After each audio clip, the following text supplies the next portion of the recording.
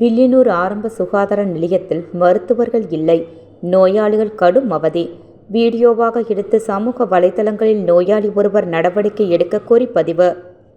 புதுச்சேரியில் கடந்த ஒரு மாதமாக டெங்கு, டைபாய்டு, இன்ஃப்ளூயன்சா, சிக்கன் குனியா போன்ற நோய்களால் பொதுமக்கள் பெரிதும் பாதிக்கப்பட்டு அரசு மருத்துவமனை, ஆரம்ப சுகாதார நிலையங்கள் மற்றும் தனியார் மருத்துவமனைகளில் தினம்தோறும் சிகிச்சை பெற்று வருகின்றனர்.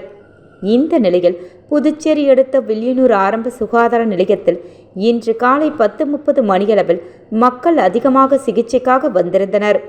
இந்த நேரத்தில் அங்கு பணியில் இருந்த ஒரு ஆண் மருத்துவர், 2 பெண் மருத்துவர் என 3 மருத்துவர்கள் யாரும் அவர்கள் இருக்கையில் இல்லை.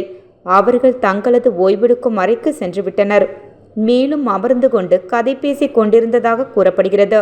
மதியம் 12:30 மணியளவு வரை யாரும் பணிக்கு திரும்பவில்லை என கூறப்படுகிறது. இந்த நிலையில் மருத்துவமனைக்கு வந்த நோயாளிகள் கடும் சிரமத்திற்கு உள்ளாகி உள்ளனர்.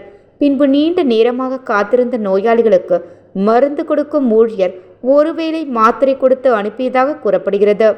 புதுச்சேரியில் டெங்கு உள்ளிட்ட காய்ச்சல்கள் அதிக அளவில் பாதிக்கப்பட்டு வரும் மக்களுக்கு மருத்துவமனையில் வருகை தந்தால் மருத்துவர்கள் சரியான முறையில் சிகிச்சை அளிக்காமல் தங்கள் வேலையை மட்டுமே பார்த்து கொண்டு உள்ளனர்.